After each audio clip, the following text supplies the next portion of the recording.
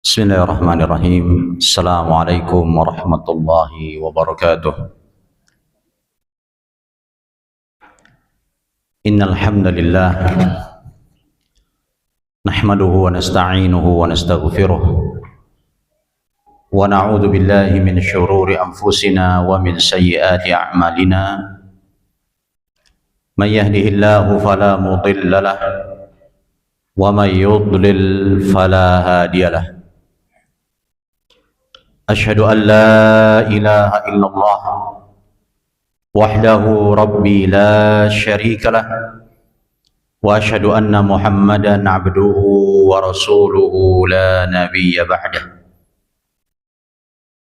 Allahumma salli wa sallim wa barik ala nabiyyina Muhammadin wa ala alihi wa ashabihi ajma'in wa man tabi'ahum bi ihsanin ila yaumiddin. يقول ربنا في كتابه الكريم يا أيها الذين آمنوا اتقوا الله حق تقاته ولا تموتن إلا وأنتم مسلمون ويا أيها الناس اتقوا ربكم الذي خلقكم من نفس واحدة وخلق منها زوجها وبث منهما رجالا كثيرا ونساء واتقوا الله الذي تساءلون به والأرحام إن الله كان عليكم رقيبا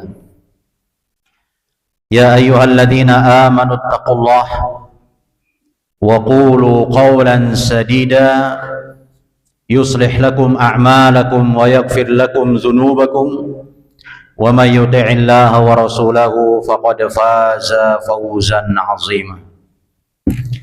أما بعد فإن أصدق الحديث كتاب الله وخير الهدي هدي محمد صلى الله عليه وعلى آله وأصحابه وسلم وشر الأمور محدثاتها فإن كل محدثة بدعة وكل بدعة ضلالة wa kulla dhalalatin finnar.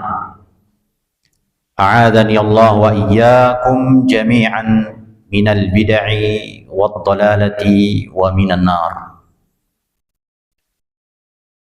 Alhamdulillah, ikhwani wa akhwati fillah, a'azzani Allah wa iyyakum ajma'in. Tidak pernah kita bosan, tidak pernah kita lupa insyaallah untuk kita senantiasa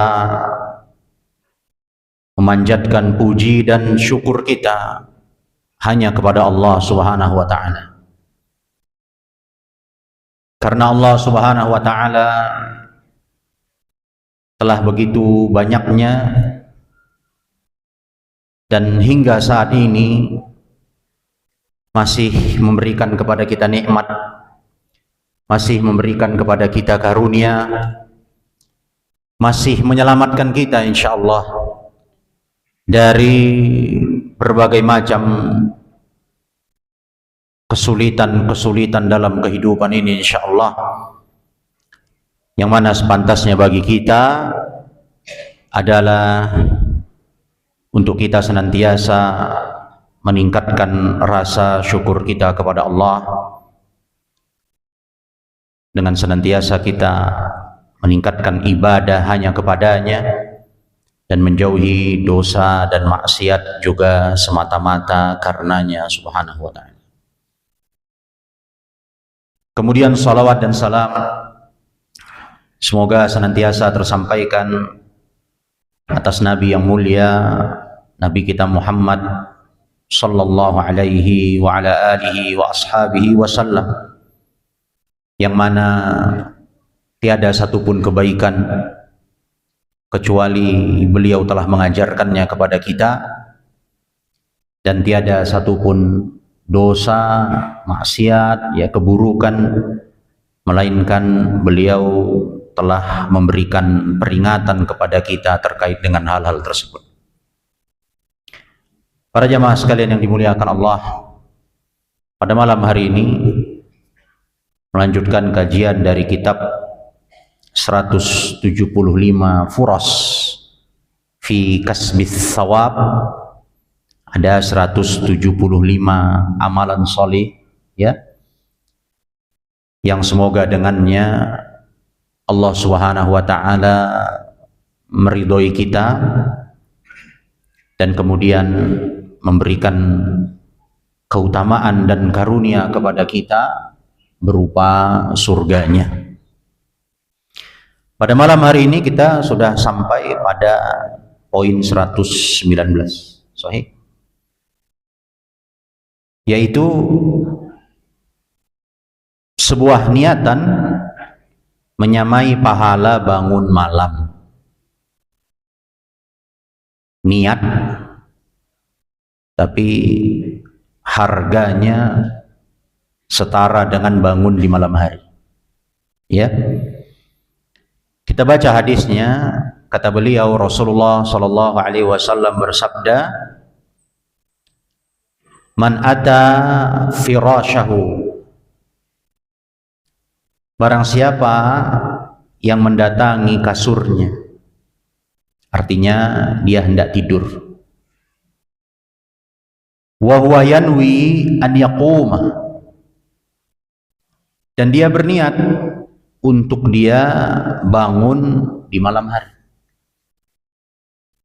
Jadi ketika dia mau tidur, dia sudah niat mau bangun di malam hari. Ketika dia terbangun, fayusalliya minal laili, kemudian dia pun sholat di malam hari, ya, karena memang sudah dia niatkan. Faghalabathu ainuhu, namun permasalahannya adalah kedua matanya ini terasa berat untuk dia buka, sehingga dia kembali tidur, ya, tanpa sengaja, begitu ya, tanpa keinginan juga dari dia, karena saking ngantuknya, ya, beratnya kedua matanya, dia pilih tidur lagi. Hatta yusbiha, dan tak disadari kemudian dia terbangun di waktu pagi, di waktu subuh. Maka kata Nabi Shallallahu Alaihi Wasallam, kutiba lahu ma nawa, maka akan dicatatkan untuknya apa yang telah dia niatkan. Wa kana naumuhu shadaqatan alaihi min rabbih, dan jadilah tidurnya tersebut sebagai sedekah atasnya, ya, dari Robnya. Hadis ini para jamaah sekalian yang dimuliakan Allah, ikhwani wa akhwati fillah, azzani Allah wa iyyakum ajma'in, diriwayatkan oleh Ibnu Majah dan disahihkan oleh Syekh Al-Albani rahimahullahu taala. Nah, hadis inilah insyaallah yang akan kita kaji, ya, yang akan kita bahas faidah-faidah darinya insyaallah. Semoga Allah Subhanahu wa taala memberikan kemudahan, ya, dan berkah atas apa yang kita kajikan di malam hari ini insyaallah. Baik. Para jamaah sekalian yang dimuliakan Allah, kaum muslimin, kaum muslimat rahimani Allah wa iyyakum ajma'in. Yang ingin saya titik beratkan dalam pembahasan di hadis atau di poin 119 ini adalah tentang niatnya sebenarnya. Ya. Mungkin kita lebih fokus di sana terkait dengan niat. Para jamaah sekalian yang dimuliakan Allah, ketahuilah bahwa niat itu menurut bahasa adalah al-qasdu. Ya. Al-qasdu itu artinya adalah tujuan. Ya.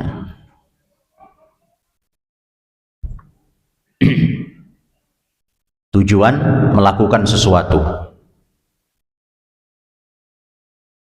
Sama seperti arti dari kata al-hajj. Ya kan, haji itu artinya juga al-qasdu, bertujuan. Bedanya kalau haji nanti secara istilah tujuan dia berangkat ke Baitullah Al-Haram, kan begitu. Demikian pula makna lainnya adalah al-azmu. Al-azmu yang kita bilang azam, yang bermakna tekad, ya. Itulah niat menurut bahasa. Adapun menurut istilah, ya, niat menurut istilah adalah sama seperti maknanya menurut bahasa. Ini dijelaskan oleh para ulama, diantaranya Syekh Dr. Umar Al-Ashqar dalam kitab beliau Maqasidul Mukallafin. Beliau menjelaskan bahwa definisi niat menurut istilah itu mirip dengan pengertiannya menurut bahasa. Ya. Artinya tidak perlu ada istilah yang lain begitu. Ya sudah sama. Niat itu artinya adalah tujuan. Ya, tujuan dalam kita melaksanakan sesuatu. Kemudian Al-Imam Nawawi rahimahullah berkata, sebagaimana disebutkan dalam kitab Mawahibul Jalil, niat itu adalah tujuan melakukan sesuatu dan bertekad untuk mengerjakannya. Jadi kita bertujuan, kemudian kita bertekad, ya kan? Itulah niat. Ya. Al-Imam Nawawi dikenal sebagai pentolan ulama bermazhab Syafi'i, ya kan? Beliau berkata, arti niat adalah tujuan melakukan sesuatu dan bertekad untuk mengerjakannya. Kemudian juga Al-Imamul Qirafi rahimahullah, beliau berkata yang artinya niat adalah tujuan seseorang di dalam hatinya atas apa yang ingin ia kerjakan. Tujuan dalam hati dia mau ngapain ini, ya, itulah niat. Itu juga disebutkan dalam kitab Mawahibul Jalil. Demikian pula Imamul Khattabi rahimahullah berkata, yang artinya niat itu adalah engkau bertujuan melakukan sesuatu dengan hatimu. Ya, lebih kurang, ya. Disebutkan dalam kitab Syarah Al-Aini atas Sahihul Bukhari. Para jamaah sekalian yang dimuliakan Allah, kaum muslimin, kaum muslimat, rahimani Allah wa iyyakum ajma'in, Bapak Ibu yang kami muliakan dan kami hormati. Maka Syekh Dr. Umar Al-Ashqar berkata yang artinya, dan mendefinisikan niat dengan al-qasd, tujuan, dan al-azm, tekad, adalah mazhab yang kuat. Ya, artinya tadi sama, selaras ini bahasa dan istilah yang menunjukkan atas konsekuensi kata di dalam bahasa Arab. Ya, artinya sama gitu. An-niyah al-qasdu dibawakan kepada istilah pun ya memang secara fikih pun artinya adalah tujuan, nggak jauh-jauh dari sana gitu ya. Sebagian ulama mendefinisikan niat dengan keikhlasan. Nah, ini sudah lebih spesifik lagi, ya kan? Niat adalah ikhlas. Ya.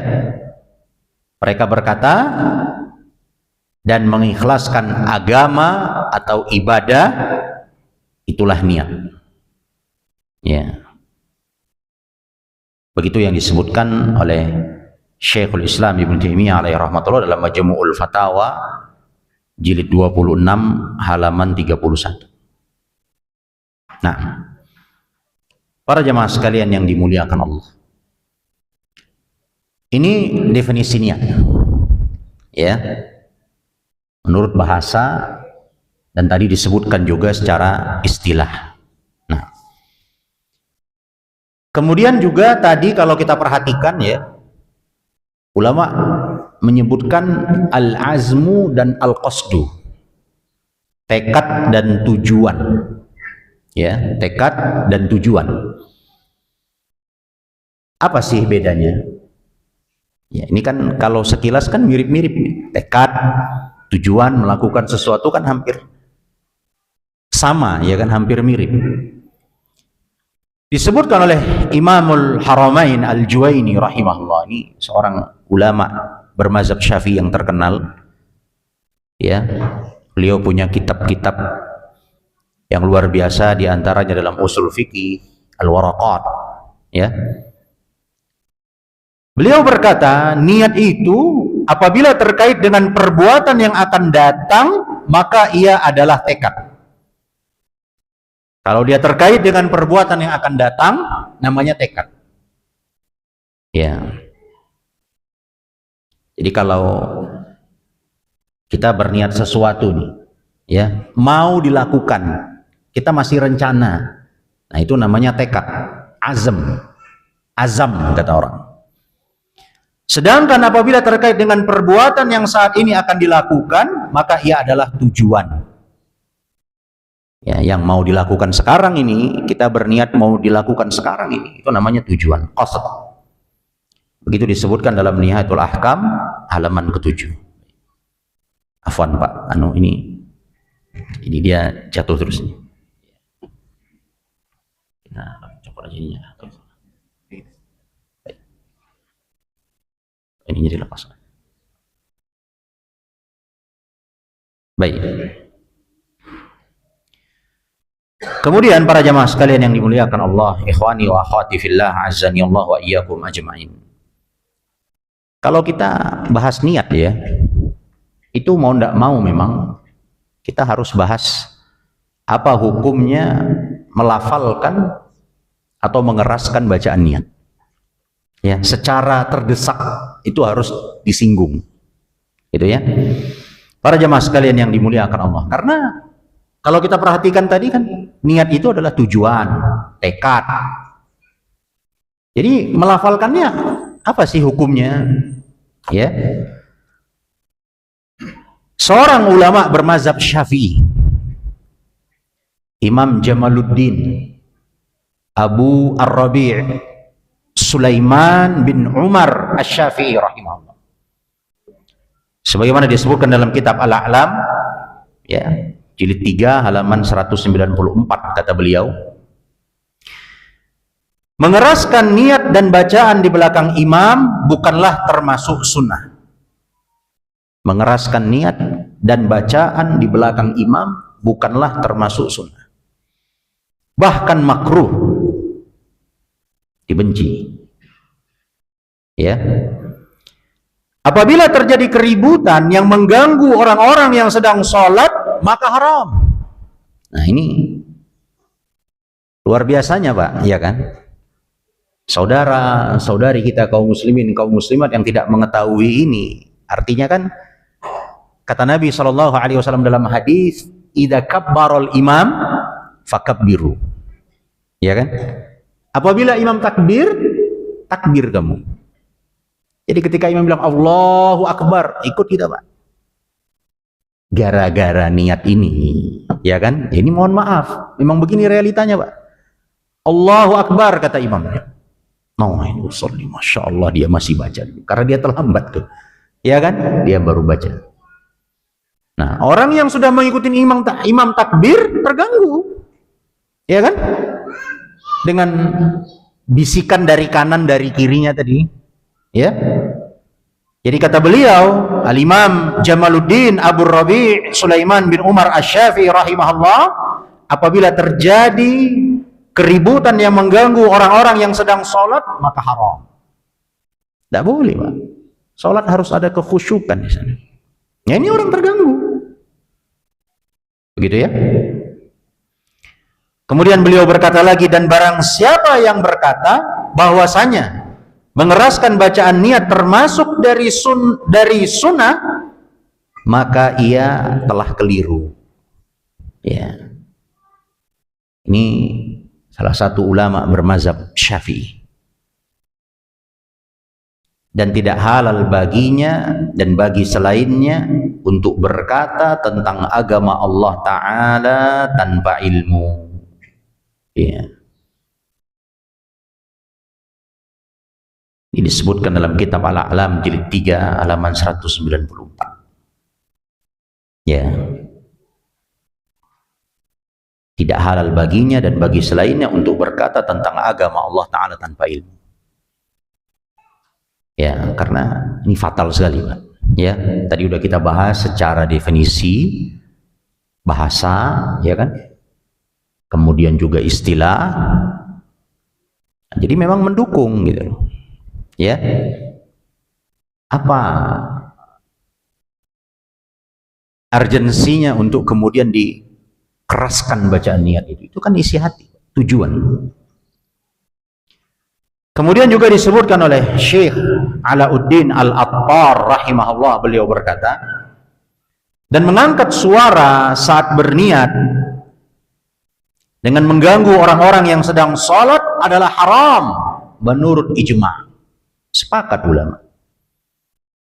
Kalau sampai dia berniat, kemudian orang yang sedang sholat tadi terganggu, mereka sepakat itu haram.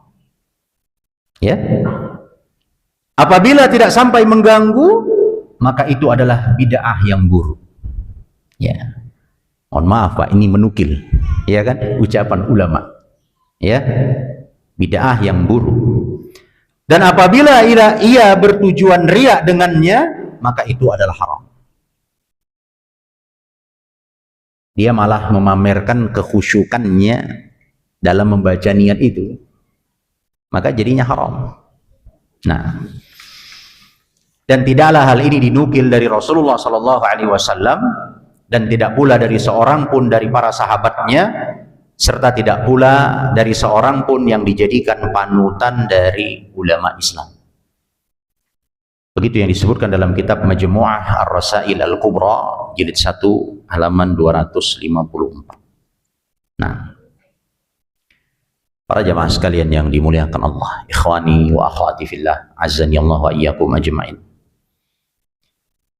Imam Ibnu Rajab Al-Hambali rahimahullah juga menjelaskan bahwa hal tersebut adalah termasuk dari bid'ah yang diingkari atasnya atau yang dikenal dengan bid'ah mungkarah. Ya, bismillah. Baik. Nah, ini hukum mengeraskan ya lafal niat dalam kita melakukan aktivitas ibadah.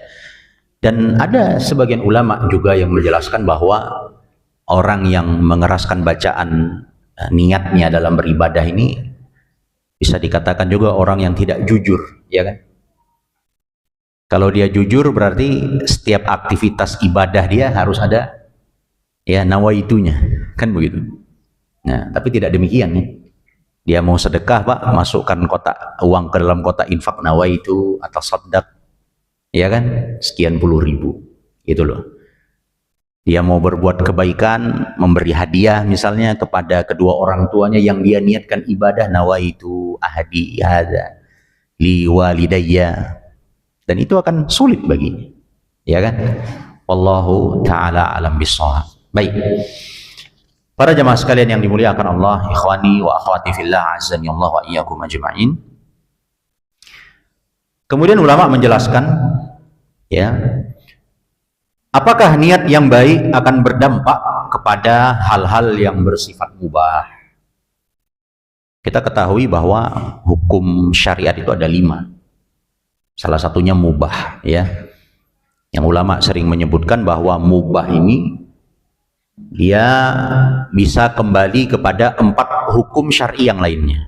Dari mubah bisa jadi wajib, dari mubah bisa jadi haram, dari mubah bisa jadi sunnah, dari mubah bisa jadi makruh, ya. Nah, sekarang niat yang baik apakah akan berdampak kepada hal-hal yang mubah? Maka jawabannya adalah ya. Ia akan memberikan dampak kepada hal-hal yang mubah. Mubah itu kalau didefinisikan kata ulama, pelakunya tidak diberikan pahala, orang yang meninggalkannya tidak diberikan dosa. Ya. Nah, tapi kan tadi kalau dia sudah berpindah kepada wajib, ya sesuai konsekuensi wajib. Kalau dia sudah pindah kepada makruh, sesuai konsekuensi makruh, dan seterusnya, ya. Para jamaah sekalian yang dimuliakan Allah, apabila perkara yang mubah ini bercampur dengan niat yang baik, maka ia akan menjadi ibadah dan pelakunya akan diberikan pahala.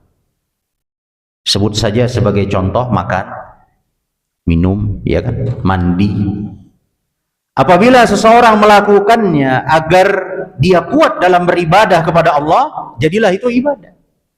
Makan tadi, minum tadi, mandi, tidur, ya kan? Orang habis isya dia langsung tidur misalnya, tujuan dia adalah agar dia kuat sholat malam. Maka tidurnya bernilai ibadah, ya kan? Atau dia beristirahat sejenak, dia mau membantu kedua orang tuanya, birrul walidain, atau mau menolong orang lain agar dia punya sedikit tenaga, maka itu ibadah, ya. Hal ini ditegaskan oleh Al-Imam Ibnu Qayyim Al-Jauziyah rahimahullah dari mazhab Hambali, Al-Imam Ibnul Hajj Al-Maliki dari mazhab Maliki, dan juga Al-Imam Nawawi dari mazhab Syafi'i, ya, bahwasanya apabila perkara mubah bercampur dengan niat yang baik, maka ia akan menjadi ibadah dan pelakunya akan diberikan pahala. Di antara dalil yang mereka berpegang dengannya ya adalah hadis Sa'ad bin Abi Waqqas radhiyallahu anhu, ya. Kata Nabi sallallahu alaihi wasallam yang artinya, tidaklah engkau memberikan suatu nafkah yang kau cari dengannya wajah Allah, melainkan engkau akan mendapatkan pahala atas hal tersebut, termasuk darinya apa yang engkau letakkan pada mulut istrimu berupa nafkah. Hadis riwayat Al-Bukhari dan Muslim dalam sahih kedua. Innaka lan tunfiqa nafaqatan tabtaghi biha wajha Allah illa ujirta 'alaiha hatta ma taj'al fi fami imra'atik atau fi imra'atik, atau kama qala Nabi sallallahu alaihi wasallam, ya. Jadi tidaklah kita memberikan suatu pemberian nafkah, infak, kita cari dengan wajah Allah, melainkan kita akan dapat pahala. Sampai-sampai, ya, hal yang merupakan keharusan, kewajiban yang semestinya gitu. Menafkahi istri kan harus. Tapi ketika seorang suami menambahi niatnya lillahi ta'ala gitu ya, mencari pahala, ya, nah maka dia akan mendapatkan pahala yang lebih daripada itu, begitu. Al-Imam Suyuti rahimahullah berkata yang artinya, dan diantara dalil terbaik apa yang mereka berdalil dengannya bahwa hamba akan menggapai pahala dengan niat yang baik dalam hal yang bersifat mubah dan sesuai kebiasaan adalah hadis Nabi sallallahu alaihi wasallam, wa innama likulli imri'in ma nawa. Ya, hadis yang mungkin hampir semua kita menghafalnya, ya kan? Kata Nabi, setiap orang itu mendapatkan pahala sesuai apa yang telah dia niatkan, ya kan? Hadis riwayat Al-Bukhari dan Muslim dalam sahih keduanya dari Amirul Mukminin Umar bin Al-Khattab radhiyallahu taala anhu. Kata beliau, hal ini terjadi apabila ia berniat untuk mendekatkan diri kepada Allah Ta'ala. Apabila ia tidak berniat melakukan hal tersebut, maka tiada balasan baginya. Begitu yang beliau sebutkan dalam Syarah Sunan An-Nasa'i, jilid 1 halaman 19. Jadi kalau dia berniat, kemudian ya ada unsur taqarrub, dia mau mendekatkan diri kepada Allah dengan amalannya itu, ya,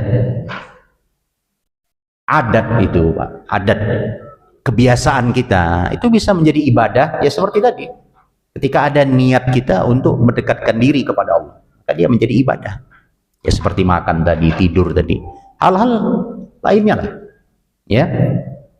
Nah, tidak mengganggu orang lain, ya kan?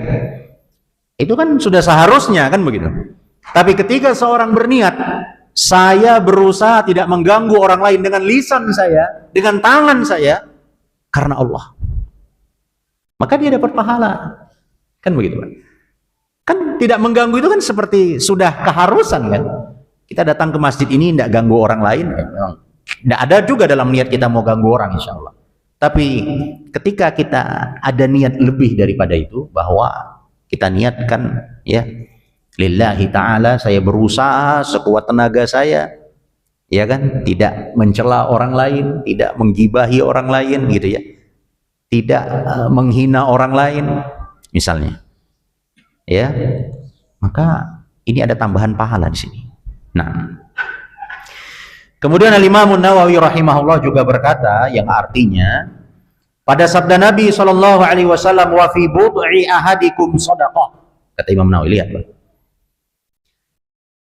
Dalam hubungan suami istri, ya kan?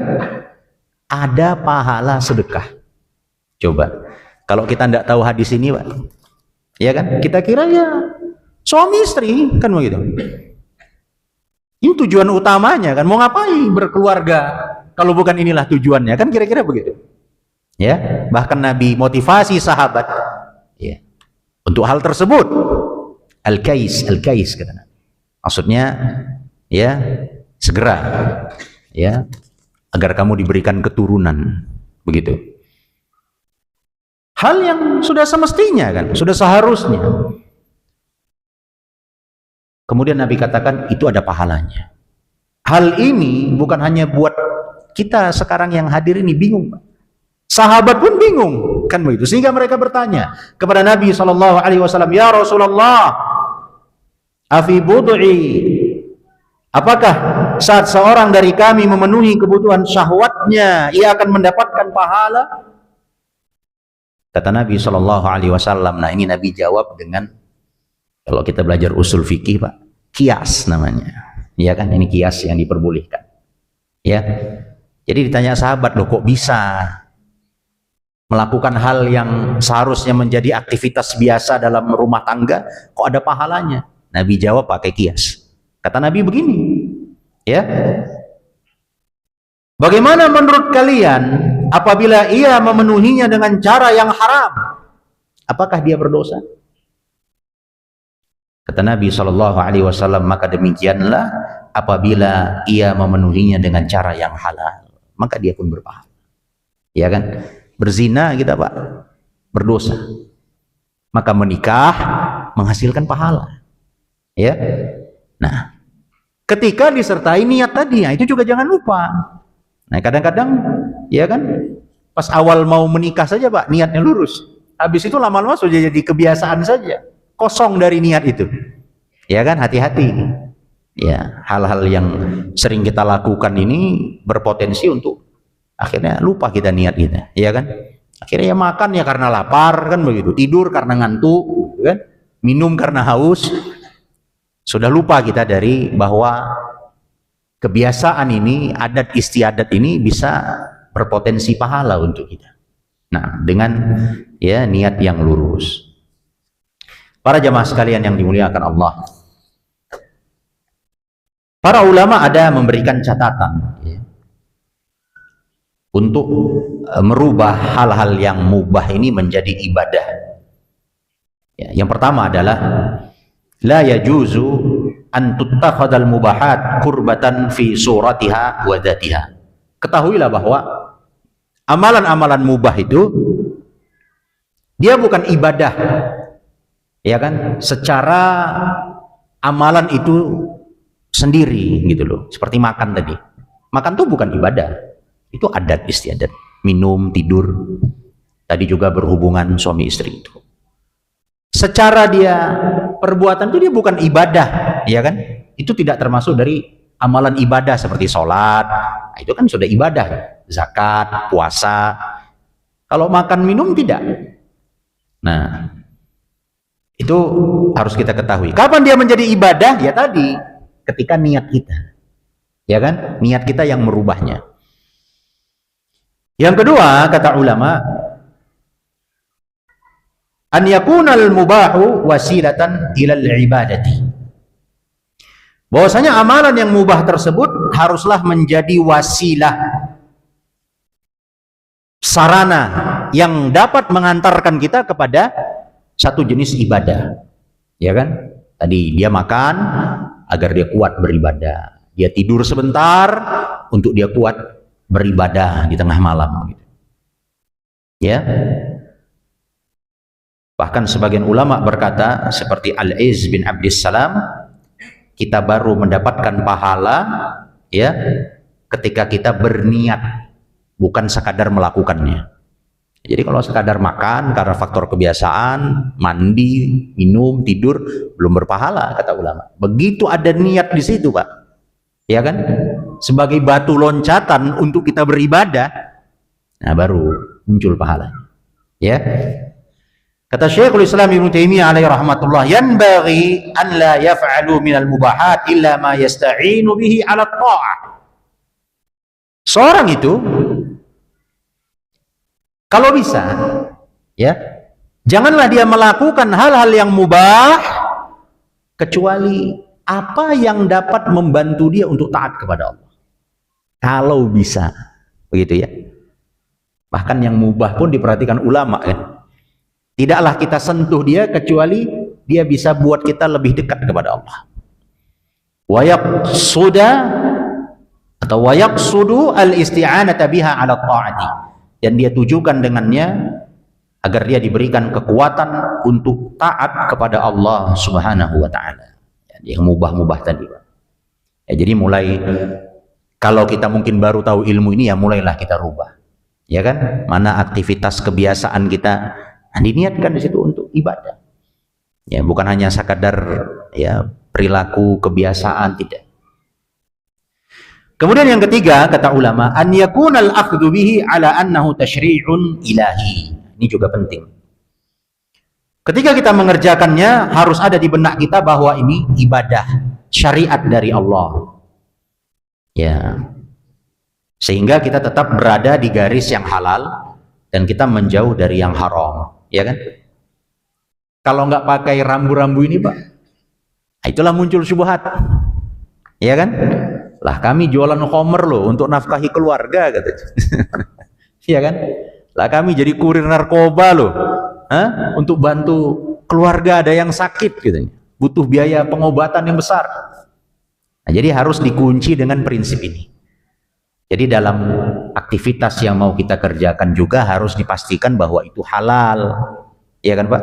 Itu dibolehkan dalam syariat, ya, bukan hal yang diharamkan. Nah, kemudian juga kata ulama, an yakunal mubah mubahun bil juz' walakin matlubun bil kull sawa'un 'ala an-nadbi awil wujub. Ya, contohnya yang keempat ini prinsipnya adalah makan dan minum, ya.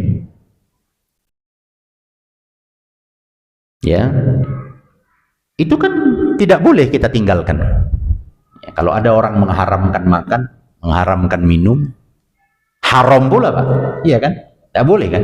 Kita mengharamkan yang halal itu haram jadinya. Ya, ya. Sehingga tidak boleh kita melakukan hal tersebut karena bisa berujung kepada kebinasaan. Nah, maka kata ulama, banyak orang menghalangi dirinya dari pernikahan. Dia mengharamkan pernikahan, loh. Tidak mau bekerja, tidak mau berusaha, ya kan? Nah, maka kata ulama, orang-orang yang melakukan hal seperti ini jatuhlah dia ke dalam dosa.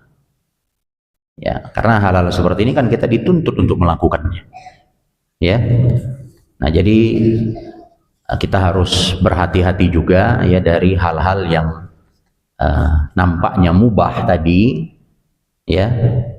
Nah, jangan sampai karena kita katakan wah ini mubahnya, begitu maksudnya. Ya kan? Ini kan boleh-boleh saja. Benar, boleh-boleh saja. Tapi Anda jangan pernah lupa bahwa yang mubah itu dia bisa berubah hukumnya seketika, ya kan? Tadi menjadi wajib, menjadi haram, menjadi makruh, menjadi sunnah, gitu. Ya, jadi kita melakukan segala sesuatu itu sesuai dengan porsinya yang dibenarkan dalam syariat, ya kan? Tidak berlebih-lebihan. Seperti kisah 3 orang yang mengira bahwa dia telah beribadah kepada Allah dengan dia sholat sepanjang malam, tidak tidur, ya kan, Pak? Dia puasa, tidak berbuka, dia bertekad tidak akan menikahi wanita selama-lamanya. Ya, kaget Nabi SAW, keluar Nabi dari rumahnya, Nabi tanya, siapa itu yang ngomong begitu tadi? Ya, Nabi katakan, ketahuilah saya ini sholat malam dan saya tidur, saya puasa dan saya berbuka, dan saya menikahi wanita. Faman raghiba an sunnati falaysa minni. Barang siapa yang membenci sunnahku, maka tidak dia termasuk golongan. Ya, jadi dalam segala sesuatu itu, ya, untuk kita berada di tengah-tengah, tidak remeh, ya, tidak juga berlebih-lebihan. Ya, tidak remeh misalnya memandang pekerjaan gitu ya, mencari nafkah, tidak juga berlebih-lebihan, ya kan? Remeh dari mencari nafkah, jatuhnya malas. Berlebih-lebihan, jatuhnya malas ibadah, Pak. Ya kan? Karena dia sibuk kerja, kan begitu. Maka dia ambil jalur tengah-tengah tadi. Ya, ibadah dan dia bekerja, ya, bukan untuk mencari kekayaan duniawi, melainkan untuk menguatkan tulang punggungnya dalam beribadah kepada Allah Subhanahu wa taala, ya, dan meraih rezeki dengan cara yang halal. Baiklah, demikianlah pelajaran kita di malam hari ini. Semoga apa yang disampaikan dapat memberikan manfaat, khususnya bagi saya pribadi dan bagi kaum muslimin dan kaum muslimat, ya, yang mendengarkan kajian di malam hari ini. Mudah-mudahan bermanfaat, menambah ilmu, memperbaiki amal, memperbaiki kualitas ibadah kita kepada Allah. Ya, kebenaran itu yang datang dari Allah. Khilaf, ya, kekeliruan, kesalahan, itulah yang datang dari syaitan dan dari manusia. Allahu al-musta'an wa alaihi tuklan, wallahu ta'ala a'lam. Subhanakallahumma wa bihamdika, asyhadu an la ilaha illa anta, astaghfiruka wa atubu ilaik. Jazakumullahu khairan wa barakallahu fikum. Terima kasih atas kehadirannya. Wassalamualaikum warahmatullahi wabarakatuh.